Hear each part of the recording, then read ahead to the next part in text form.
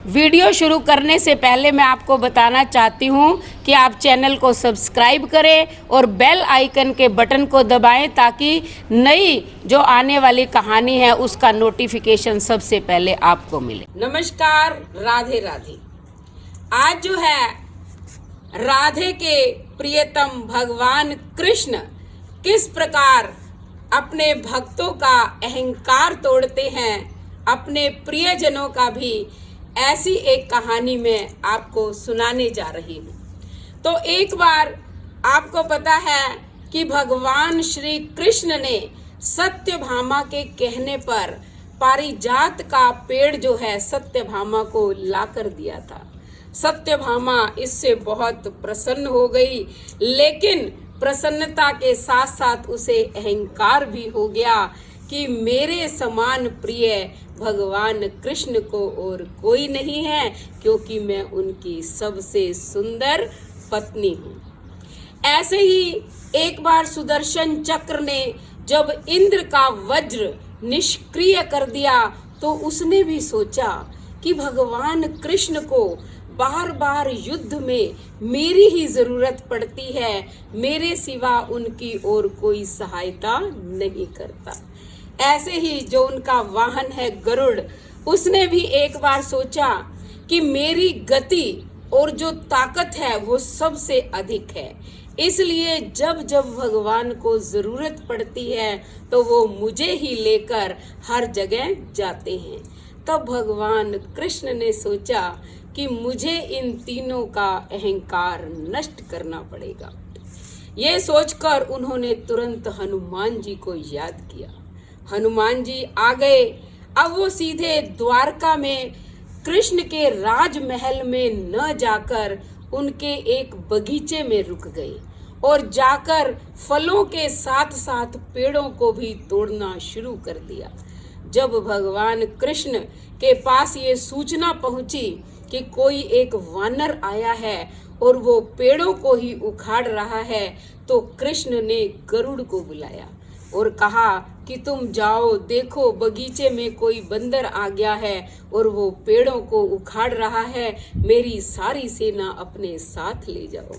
तो गरुड़ ने हंसकर कहा कि भगवान, सेना की क्या जरूरत है, एक बंदर ही तो है, मैं अकेला ही काफी हूँ, अभी उसे लेकर आता हूँ। क्योंकि गरुड़ को तो बहुत अहंकार था अपने बल पर। गरुड़ उड़ता हुआ गया और हनुमान जी को पहचानता नहीं था और उन्हें जैसे ही पकड़ने की कोशिश की, हनुमान जी ने उन्हें अपनी पूंछ में दबा लिया। दबाकर इतना कसा कि उन्हें पीड़ा पहुंचने लगी। जब ज्यादा पीड़ा पहुंचने लगी तो हनुमान जी ने पूंछ से ही गरुड़ जी को दूर समुद्र में फेंक दिया। अब बेचारा बड़ी मुश्किल से अपनी जान बचाकर कृष्ण के पास आया और हाथ जोड़कर कहा कि भगवान, वो कोई साधारण वानर नहीं है।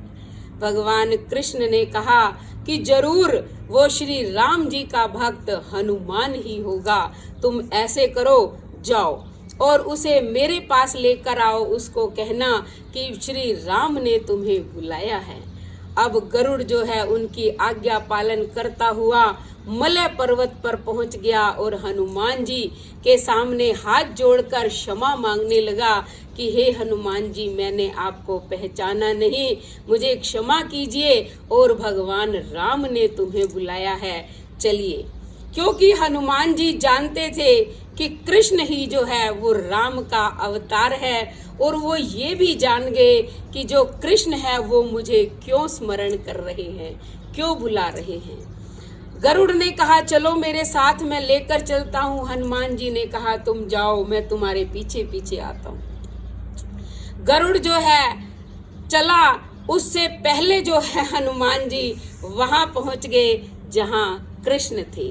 अब कृष्ण भगवान ने क्या किया, भगवान राम का रूप बनाया और सिंहासन पर सत्यभामा को बिठाकर स्वयं उसके पास बैठ गए और चक्र को आदेश दिया कि हे सुदर्शन चक्र, तुम द्वार पर खड़े हो जाओ, मेरी बिना आज्ञा के कोई अंदर आने ना पाए। सुदर्शन चक्र द्वार पर खड़ा है। हनुमान जी आते हैं तो सुदर्शन चक्र उन्हें रोकने की कोशिश करता है, कहता है अंदर नहीं जाना, प्रभु की आज्ञा नहीं है। हनुमान जी उसको पकड़कर अपने मुंह में दबा लेते हैं और चले जाते हैं अंदर। जैसे ही सामने भगवान राम को देखते हैं तो प्रणाम करते हैं और कहते हैं कि हे प्रभु, माँ कहाँ है? ये तुम्हारे पास माँ की जगह एक दासी कौन बैठी हुई है? ये सुनकर सत्यभामा लज्जित हो गई, पानी पानी हो गई, उसका घमंड चूर चूर हो गया। इतने में गरुड़ आ गया। उसने जब देखा कि हनुमान तो मुझसे पहले पहुंचा हुआ है तो उसको भी अपनी गति और जो बल का अहंकार था वो भी टूट गया। अब भगवान श्री राम ने कहा कि हे हनुमान, तुम सीधे अंदर चले आए, क्या तुम्हें किसी ने नहीं रोका? उसने कहा प्रभु, मुझे सुदर्शन चक्र ने रोका था, लेकिन आपकी सेवा के अंदर विलंब कैसे हो जाता, इसलिए मैंने उसे अपने मुंह में दबा लिया। तुरंत हनुमान जी मुख से निकालते हैं और भगवान कृष्ण के चरणों में अर्पित कर देते हैं। अब सुदर्शन चक्र का भी जो घमंड था वो चूर चूर हो गया। इस प्रकार भगवान जो हैं कृष्ण ने तीनों का अहंकार तोड़ दिया, क्योंकि भगवान अपने भक्तों में सब कुछ देख सकते हैं लेकिन अहंकार नहीं। धन्यवाद। अगर हमारी ये कहानी आपको पसंद आई हो तो हमारे चैनल को सब्सक्राइब करें, लाइक करें, शेयर करें, कमेंट करें और बेल आइकन के बटन को दबाएं ताकि अगली कहानी का नोटिफिकेशन सबसे पहले आप तक पहुंचे।